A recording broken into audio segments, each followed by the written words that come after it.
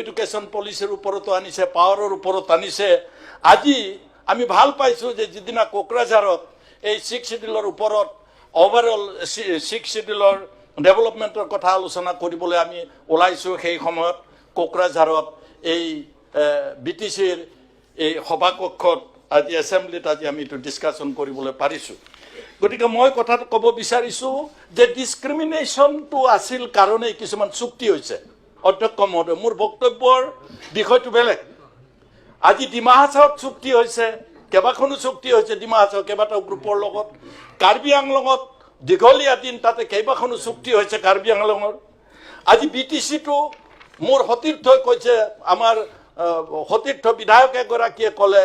আজি এই হাউচৰ যে 3খন চুক্তি BTCটো ইতিমধ্যে ভাৰত চৰকাৰৰ লগত, যদিও এখন অসম চৰকাৰৰ লগত 99% ৰিলেটেড 3খন চুক্তি হৈছে। তাৰপিছতো এই অঞ্চলৰ ডেভেলপমেণ্টৰ ওপৰত আমি আলোচনা কৰিবলগীয়া হৈছে। কাৰণটো কি? কাৰণটো হৈছে এইটোৱেই,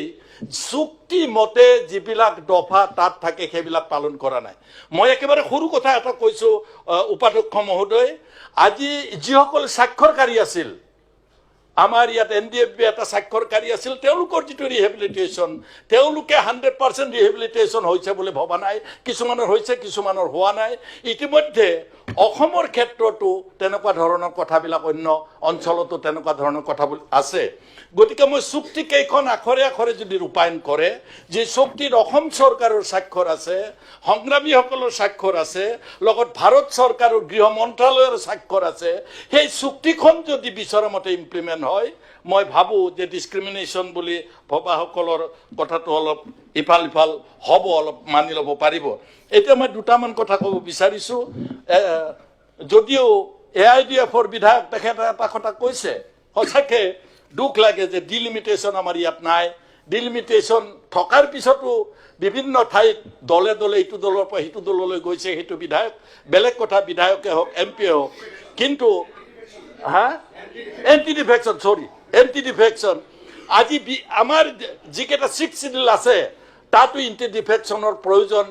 উপলব্ধি কৰিছে। আৰু ষ্টেক হোল্ডাৰবিলাকে যেতিয়া বক্তব্য ৰাখে, তেখেতসকলে কিন্তু এইটো খুব ষ্ট্ৰংলি কৈছে, ষ্টেক হোল্ডাৰবিলাক যিহেতু ক্ষমতাত থকা সংগঠন নহয়, তেওঁলোকে জাতীয়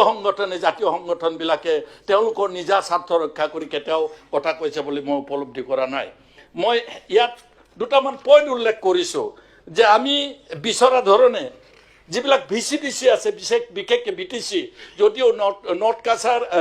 কি কয় ডিমা হাছাও আৰু কাৰ্বি আংলঙত আমাৰ VCDCৰ যিটো প্ৰক্ৰিয়া, সেই প্ৰক্ৰিয়াটো তাত নাই সম্পূৰ্ণৰূপে। আমাৰ ইয়াত যিটো আছে, এইটো বহু বিষয়ৰ পৰা বহু ধন কেন্দ্ৰীয় চৰকাৰৰ পৰা অহাৰ পৰা এতিয়াও বঞ্চিত হৈ আছে, ইলেক্টেড নোহোৱাৰ কাৰণে। এইটো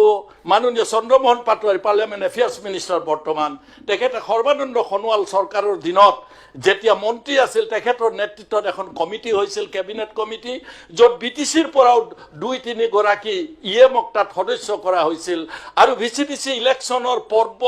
প্ৰায় আলোচনা কৰি এই BTC চৰকাৰে সন্মতি প্ৰকাশ কৰাৰ পিছতো আজিলৈকে VCDC ইলেকশ্যন নহ'ল, যাৰ কাৰণে উপাধ্যক্ষ মহোদয়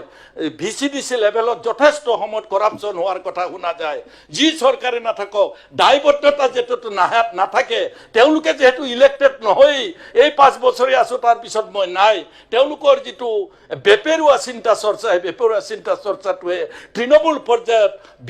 বিশেষকৈ BTC অঞ্চলত ডেভেলপমেণ্টত যথেষ্ট হাৰ্ম হৈছে বুলি ভাবোঁ। ইয়াৰ উপৰিও ভাৰত চৰকাৰৰ এটা ডাঙৰ প্ৰতিশ্ৰুতি আছিল যে ইণ্টাৰনেশ্যনেল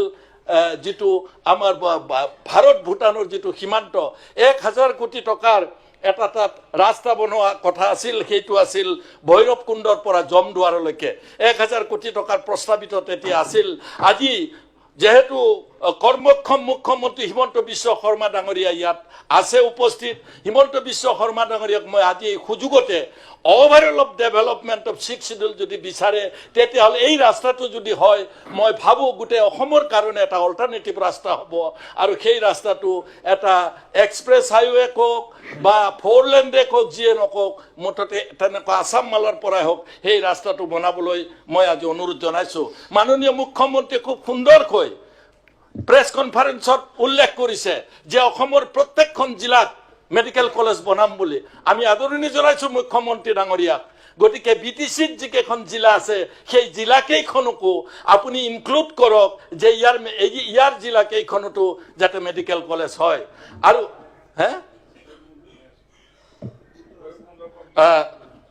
এইটো হৈছে জমদুৱাৰ মানে ভৈৰৱকুণ্ডৰ পৰা জমদুৱাৰ ইণ্টাৰনেশ্যনেল যিটো অসম ভাৰত পাৰ্টত হ'ব এই যিটো সেইটো যদি ৰাস্তা হয় আপোনালোকে যিমান পইচা টকা মানুহ আছে চবে মাটি কিনিব তাত না মানে এনেকা নাতিশীতোষ্ণ এৰিয়া তাত তাৰমানে মাটি কিনিলে 6 শিডিউল এৰিয়া মানুহে বেছি পেলে ধনী হ'ব নেকি হয় আপুনি ধনী হ'ব পাৰিব গতিকে মই ইয়াৰ উপৰি বেয়াই হ'ব 6 শিডিউল এৰিয়াৰ কাৰণে ইয়াৰ উপৰি মই আপোনাক এটা কথা ক'ব বিচাৰিছোঁ উপাধ্যক্ষ মহোদয় মই এটা কথা ক'ব বিচাৰিছোঁ গাঁও সোমোৱা আৰু ওলোৱা এখন কমিশ্যন বনাই দিছিল বিটিআৰৰ অধীনত এই বিটিআৰৰ অধীনত যিখন চুক্তি হৈছিল বিটিআৰ চুক্তি সেই বিটিআৰ চুক্তিৰ জৰিয়তে যিখিনি কেন্দ্ৰীয় চৰকাৰ ৰাজ্য চৰকাৰ আৰু সংগ্ৰামীসকলৰ মাজত চুক্তি হৈছিল সেইখিনি ইমিডিয়েটলি যদি ইমপ্লিমেণ্ট হয় মানে মেক্সিমাম বিষয় ইমপ্লিমেণ্ট হোৱা নাই যিবিলাক অভাৰঅল ডেভেলপমেণ্টত লাগে উপাধ্যক্ষ মহোদয় আপোনালোকে চুক্তিখন মোৰ হাতত আছে এটা এটাকৈ গাই দিবলৈ আপুনি সময় নিদিব হঠতে আপুনি কম সময় উপাধ্যক্ষ বুলি নাম আছে আজি অলপ আগতে কলেজ চৰকাৰীকৰণ সম্পৰ্কে বক্তব্য ৰখা হৈছে কলেজ চৰকাৰীকৰণৰ মাননীয় মুখ্যমন্ত্ৰী ডাঙৰীয়া বিটিচি চৰকাৰে যেহেতু এইটো বিটিচি সাবজেক্ট হৈছে এইটো চৰকাৰীকৰণ কৰিব পাৰে মই মাত্ৰ 3 দিন আগতে আৰটিআইৰ এখন মই কাগজ পালো আৰু মোবাইলতো পালো টিভিটো পালো যে 10খন কলেজ চৰকাৰীকৰণ কৰা বুলি কৈছিলে সেই 10খন চৰকাৰীকৰণ কলেজৰ কোনো আত্তা পাতা নাই সেই যদি তেওঁলোকে চৰকাৰীকৰণ কৰিছিল ৰাজ্য চৰকাৰৰ লগত যোগাযোগ কৰি ইমিডিয়েটলি হ'ব লাগে 26খন কলেজৰ ভিতৰত আৰু নতুনকৈ 10খন কলেজ লোৱা বুলি কৈছে তাৰ মানে 6খন বাকি থাকিব 20খন হ'ব যদি সেইটো হয় তেতিয়া বিটিচিৰ কাৰণে এডুকেশ্যন ডিপাৰ্টমেণ্টত এটা মাইলৰ ক্ষতি হ'ব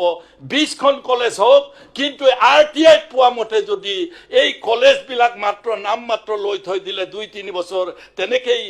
কোনো টকা পইচা বা তেওঁলোকে একো পোৱা নাই বা কোনো যোগাযোগ লেটাৰ তেওঁলোকে পোৱা নাই মই বিচাৰিম overall developmentor karone 6 schedule ei education department higher education to hoy koribo boli moi akha rakhisu moi ekebare hekhot eta kotha kobo bisarisu amar ya BTC অঞ্চলত যিবিলাক ফৰেষ্ট আছে আপোনালোকে জানে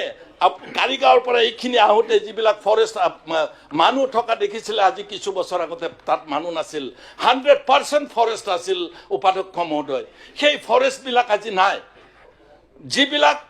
ফৰেষ্ট আছে ফৰেষ্ট বিলাক মই বিচাৰিছো যি চৰকাৰে নাথাকক বিটিচি যাৰ দলৰে চৰকাৰ নাথাকক এই সাবজেক্টটো যদি আজি আসাম চৰকাৰৰ ফৰেষ্টৰ ওপৰত যেটো অধিকাৰ বিটিচি চৰকাৰৰো সেই অধিকাৰটো থকাটো উপাধ্যক্ষ মহোদয় মই বিচাৰিছো হয়তো হেকত আপুনি যেহেতু সময় দিব বিচাৰে নাই মই আকৌ একবাৰ কৈছো আমি ওভাৰঅল ডিসকাশন